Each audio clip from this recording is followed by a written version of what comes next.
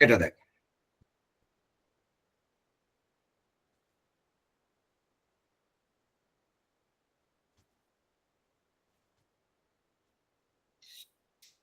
দেখ এই অঙ্কটা আমরা পরে করব, তার আগে আগে একটা ছোট্ট অঙ্ক আমরা করে নিই, ঠিক আছে?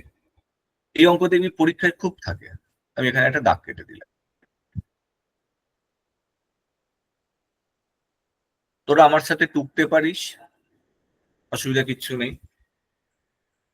ইন এন এক্সামিনেশন, ধর আমি বললাম, আমি সেন্টেন্স লিখছি না, ধর আমি এরকম লিখছি যে 40% পাসড ইন ইংলিশ বলেছে, 60%, আমি টোটালি অন্য একটা অঙ্ক দিচ্ছি, এক্সাম্পল এরকম লিখছি 40%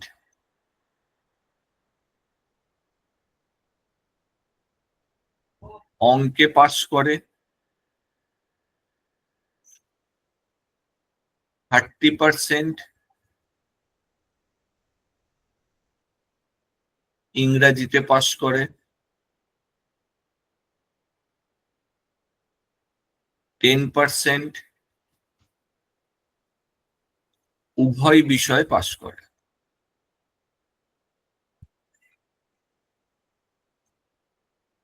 তাহলে ফেল পার্সেন্ট বার কর, শতকরা কতজন ফেল করেছিল। দেখ ছোটবেলায় এই অঙ্ক করেছিলি, মনে করে দেখ যে কোনো এক পরীক্ষায় 40% অঙ্কে পাস করেছে, 30% ইংলিশে পাস করেছে, 10% উভয় বিষয়ে পাস করেছে, তাহলে কত শতাংশ ফেল করেছে। একটু মনে করে দেখ, এগুলো আমরা ছোটবেলায় সেই ছবি আঁকতাম। কিরকম ছবি আঁকতাম রে? এরকম সেই দুটো বৃত্ত আঁকতাম, এই এই তাহলে এইটাকে বলতাম, এই বৃত্তটা অঙ্কের ম্যাথ, এইটা ইংলিশ। আর উভয় বিষয় মানে কোনটা? এই কমন পার্টটা। তাহলে এবার খেয়াল কর, তার মানে ম্যাথে তোকে বলেছে 40%, তার মানে এই সার্কেলটা 40, এই সার্কেলটা 30, আর 10টা কোথায় লিখবো? মাঝখানে। তাহলে এবার খেয়াল কর, 40% অঙ্কে পাস করেছে। তোরা জিআই এর ক্লাস করছিস, রিজনিং এর ক্লাস করছিস, দেখবি রিজনিং এ এরকম ভেন ডায়াগ্রাম তোরা শিখবি, ঠিক আছে? তো যাই হোক, তাহলে এবার দেখ তোকে কোশ্চেনে কি বলে দেওয়া আছে? 40% অঙ্কে পাস করেছে, 40% অঙ্কে পাস করেছে। আচ্ছা, আমাকে ছবিটা দেখে বলতো, ছবিটা দেখে কি আমি বলতে পারছি যে 40% অঙ্কে পাস করেছে মানে শুধু অঙ্কে 40% পাস করেছে, আমি বলতে পারছি? হ্যাঁ স্যার। হ্যাঁ বললি না না বললি? হ্যাঁ বলুন। আচ্ছা, ও হ্যাঁ বলেছে, বাকিরা কি ওকে সমর্থন করছিস?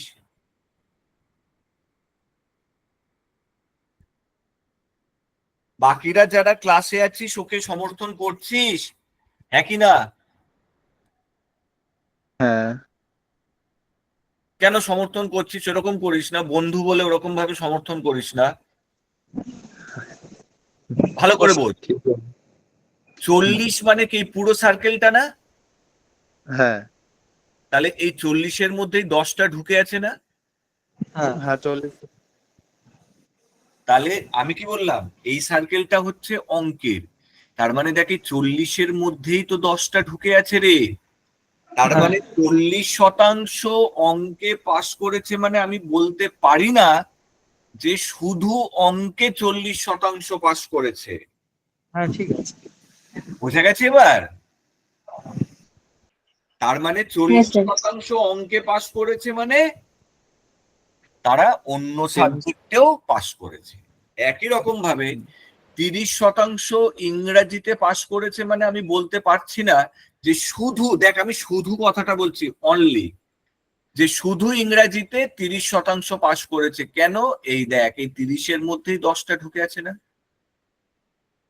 30-এর মধ্যেই হ্যাঁ 10টা ঢুকে আছে। তাহলে এবার দেখ, আমি যদি লিখি শুধু অঙ্কে পাস, শুধু অঙ্কে পাস, তাহলে আমি যদি তোকে শুধু অনলি ম্যাথ, শুধু অঙ্কে পাশের কথা বলতে বলি, তুই কোন পোর্শনটা বলবি রে? এই পোর্শনটা বলবি না রে? কারণ 10% তো উভয় বিষয়ে পাস করে রেখেছে, আর এই 40-এর মধ্যেই 10টা ঢুকে আছে না?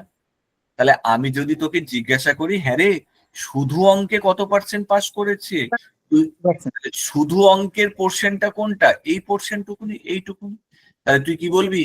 যে স্যার 40 মাইনাস 10 50% পাস করে। মানে 30%। দাঁড়া 30টা নিচে লিখি। আচ্ছা এটাকে একটু ছোট করে দিই না, তাহলেই তো ধরে যাবে। দেখতে অসুবিধা হচ্ছে মোবাইলে? ঠিক আছে। আচ্ছা আচ্ছা, এবার বললাম শুধু ইংরাজিতে পাস, একই রকম ভাবে 30-এর মধ্যেই 10 ঢুকে আছে। তুই বলি স্যার তাহলে শুধু ইংরাজি তো এই পোর্শন টুকুনি, তো এই পুরোটা 30, এইটুকুনি 10, তাহলে বাদ দিয়ে দাও। তাহলে 30 মাইনাস 10 মানে 20%। তাহলে শুধু অঙ্কে পাস করছে 30%, শুধু ইংরেজিতে পাস করছে 20%, আর উভয় বিষয়, আর উভয় বিষয় কত পাস করছে সেটা তো আমার দেয়াই আছে 10%। উভয় বিষয় কত পার্সেন্ট পাস করছে? 10%।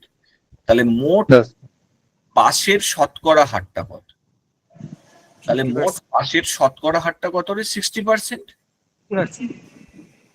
তাহলে পাশের শতকরা হার তার মানে কি বলতো? শুধু অঙ্কে পাস করেছে 30%, শুধু ইংরেজিতে পাস করেছে 20%, আর উভয় বিষয় পাস করেছে 10%। তাহলে মোট পাস কত? 60%। তাহলে মোট পাস যদি 60% হয়, তাহলে ফেলটা কত বলবি কি? 40%। 40%। তাহলে এটাই আমার অ্যান্সার। বল কোনো অসুবিধে? হ্যাঁ ঠিক আছে স্যার। হ্যাঁ। Okay sir. আচ্ছা এবারে একটা জিনিস মাথায় রাখবি, এই যে ফেল, তোদের মনে একটা প্রশ্ন আসতেই পারে যে স্যার ফেলের যে তুমি এই যে শতকরাটা বার করলে, এটা কিসের বেরোলো?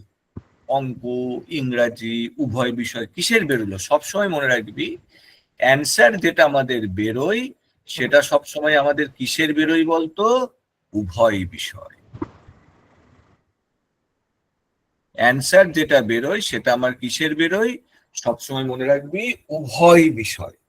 উভয় বিষয়, এটা মাথায় রাখবি। তোকে কিন্তু বলবে না যে উভয় বিষয়ে বলো কত পার্সেন্ট ফেল করেছে, তোকে কি বলবে? ফেল পার্সেন্ট বার করো। তার মানে সেটা কি বেরোবে? সেই পার্সেন্টেজটা উভয় বিষয় বেরোবে। বল এতদূর কোনো জিজ্ঞাস্য? ঠিক আছে। ঠিক আছে, এবার দেখ আমি বলছি শোন না, এটা তো আমরা বুঝে নিলাম, এটা তো আমাদের কনসেপ্ট পার্ট, এটা তো আমাদের ট্র্যাডিশনাল মেথড যেটা আমরা ছোটবেলায় করেছিলাম। আমি বলছি শোন না, এবার এই অঙ্কটাকে আমরা এক লাইনে করবো। তুই বলি বাহ স্যার কিভাবে করব? দেখ ভালো করে, আমরা কি জানি? আমরা জানি টোটালটা তো আমাদের 100%। তাহলে 100 থেকে আমি যদি ফেল পার্সেন্ট গুলোকে বাদ দিই তাহলে কিসের পাবো? 5%। আবার একই রকম ভাবে 100 থেকে 5% গুলোকে বাদ দিলে আমি কি পাবো? ফেল পার্সেন্ট পাবো তো। তাহলে এখানে আমাকে অঙ্কে কি বার করতে বলেছিল বল? সরি, ফেল পার্সেন্ট বার করতে বলেছিল। তাহলে এখানে আমাকে বার করতে বলেছিল ফেল পার্সেন্ট। তাহলে তুই বললি ও স্যার তাহলে ফেল পার্সেন্ট বার করতে বলেছে, তাহলে লিখলাম ফেল পার্সেন্ট। তুই বলি তাহলে স্যার 100 থেকে আমরা কোনগুলোকে বাদ দেবো? 5% গুলোকে। তার মানে ব্র্যাকেটের ভেতরে কি থাকবে রে? সব পাশের পার্সেন্টেজ থাকবে। আবার যদি 5% বার করতে বলে তাহলে 100 থেকে আমি ফেল পার্সেন্ট গুলোকে বার করবো, বাদ দেবো। তাহলে এবারে দেখ, এবার যখন আমরা এক লাইনে করবো তখন আমরা আর ওইভাবে দেখবো না যে 40-এর মধ্যেই 10 ঢুকে আছে, 30-এর মধ্যেই 10 ঢুকে আছে। তাহলে দেখ সবকিছুই আমার পাশেই আছে না রে? 40% অঙ্কে পাস, 30% ইংরেজিতে পাস, 10% উভয় বিষয় পাস, তো সবেতেই পাস আছে, তো কোনো অসুবিধা নেই। তো সেই জন্য আমরা কি করব, এবার এইভাবে ভাববো যে দুটো সাবজেক্ট দেয়া আছে সেই দুটোকে যোগ করব। অঙ্ক আর ইংলিশ দেয়া আছে, যে দুটো সাবজেক্ট দেয়া আছে সেই দুটোকে যোগ করব, আর উভয় বিষয় যেটা দেয়া আছে সেটা বিয়োগ করব। উভয় বিষয় যেটা দেয়া আছে সেটা বিয়োগ করব। তাহলে দেখ কত হলো? 40 আর 30 70, 70 থেকে 10 বাদ দিলে কত থাকে? 60। 100 থেকে 60 মাইনাস করলে কত থাকে? 40। এটা হচ্ছে আমাদের এক লাইনের ইকুয়েশন। তাহলে এক লাইনে আমরা কি করব, যে সাবজেক্ট দুটো দেয়া থাকবে সেই দুটোকে যোগ করব আর বোথ সাবজেক্টটাকে মাইনাস করব। বল, কোনো অসুবিধে? স্যার একবার একটু দেখান, আমার মোবাইল ডেটা শেষ হয়ে গেছিল, আমি আবার হটস্পট দিয়ে আচ্ছা আচ্ছা, কানেক্ট। হ্যাঁ আমি কি বললাম বল, যখন আমরা এক লাইনে করব আমাকে ফেল পার্সেন্টেজ বার করতে বলেছে। তো ফেল পার্সেন্টেজ মানে কি, আমরা 100 থেকে 5%কে মাইনাস করব। তো আমি বলছি এবার যখন আমরা এই এক লাইনেরটা করব, এই এক লাইনেরটা করব, তো তখন কি করব না, যে দুটো সাবজেক্ট দেয়া আছে সেই দুটোকে যোগ করব আর বোথ সাবজেক্ট যেটা আছে সেটাকে মাইনাস করব। তাহলে কি লিখবো? ফেল পার্সেন্ট আমরা কি জানি বল, 100 থেকে 5% গুলোকে মাইনাস করলেই ফেল পাবো। তাহলে 100 মাইনাস ব্র্যাকেটের ভেতরে কি লিখলাম, 40 প্লাস 30 মাইনাস 10। তাহলে কত হচ্ছে? 40 আর 30 70 মাইনাস 10 60। 100 থেকে 60 মাইনাস করলে 40। বোঝা গেছে? এবার এবার দেখ, আমি সেম অঙ্ক, এবার এটা তোরা আমাকে বলবি, ভেবে বলবি, ঠিক আছে? ভেবে বলবি। ধর একই অঙ্ক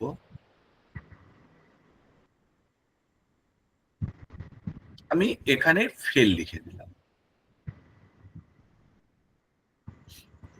ধর অঙ্কটাকে এবার এইভাবে পড়ছি, 40% অঙ্কে ফেল করে, 30% ইংরাজিতে পাস করে, 10% উভয় বিষয়ে পাস করে। তাহলে ফেলের পার্সেন্টেজ কত? তাহলে সেক্ষেত্রে কি করব? দেখ, পাসের সাথে ফেল তো আমি যোগ বিয়োগ করতে পারি না, প্লাস বা মাইনাস আমরা সবসময় কি জানি, সেম ইউনিটে হয়। তার মানে পাস পার্সেন্টেজের সাথে শুধু পাস পার্সেন্টেজেরই যোগ বিয়োগ হবে, ফেল পার্সেন্টেজের সাথে শুধু ফেল পার্সেন্টেজেরই যোগ বিয়োগ হবে। তাহলে সেক্ষেত্রে কি করব বলতো দেখি। অঙ্কে যে 40% ফেল করছে ওকে পাসে কনভার্ট করে তারপরে করলেই তো হচ্ছে। না, কনভার্টটা কাকে করবি বলতো? তোকে তো ফেল বার করতে বলেছে, ফেল মানে তো তোকে 100 থেকে 5 গুলোকেই মাইনাস করতে হবে।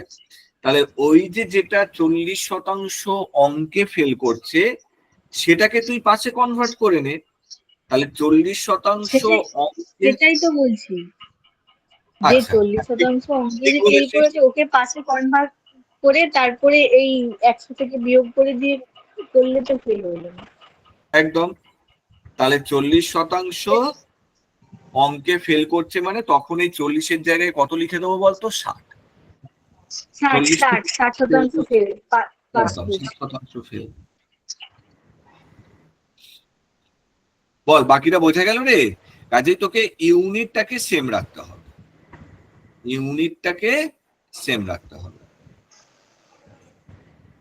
স্যার বল,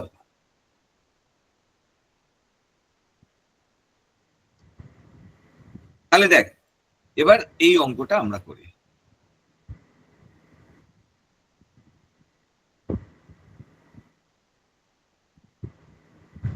এবার দেখ, in an examination 60% student passed in English. খেয়াল করবি, 60% স্টুডেন্ট পাসের কথা বলেছে, আবার 56% পাসের কথা বলেছে,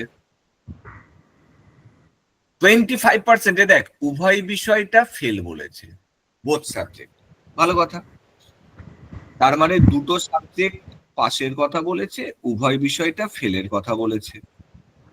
এবার ফাইনালি দেখি অঙ্কে আমার কি বলেছে, 369 student passed in both the subject.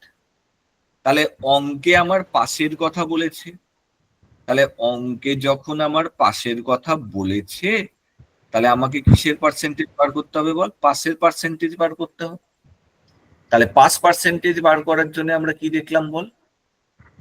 Pass percentage বার করার জন্য আমরা কি দেখলাম? 100 মাইনাস ব্র্যাকেটের ভেতরে কি থাকবে রে বল? সব ফেল গুলো থাকবে না রে? হ্যাঁ, তাহলে পাস পার্সেন্টেজ বার করতে গেলে ব্র্যাকেটের ভেতরে সব ফেলের পার্সেন্টেজ গুলো থাকবে। তাহলে চল রাখি, 40%, 40 হবে। একদম।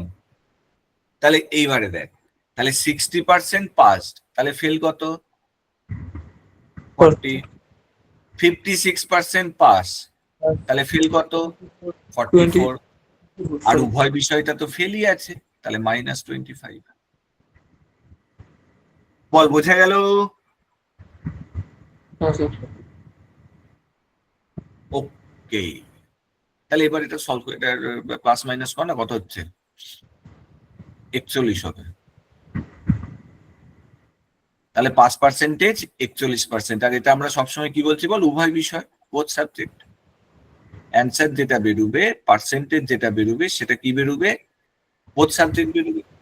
তাহলে 41% বোথ সাবজেক্টে পাস করছে। আচ্ছা, আর বোথ সাবজেক্টে কতজন পাস করছে? 369 জন। আমাকে কি বার করতে বলছে? Find the number of student who appeared in the examination. মানে ওই পরীক্ষায় মোট পরীক্ষার্থী কতজন ছিল। তাহলে কি বলবো রে? না, এই 41% মানেই হচ্ছে 369 জন। 41% 91 হচ্ছে তো। একদম। ও না তাহলে না, সরি সরি। তাহলে 1% মানে কত না, না। বলবি? 69 বাই 41। 41, 9 দিয়ে কেটে দে। তাহলে টোটালটা মানে 100%। তাহলে 100% মানে কত? 900। তাহলে 900 জন মোট পরীক্ষার্থী ছিল। বল, বোঝা গেছে? স্যার লাস্টের একটু মানে ওই লাস্টের পার্টটা একটু মানে কোশ্চেনটা একবার বলেন, কোশ্চেনের মানেটা।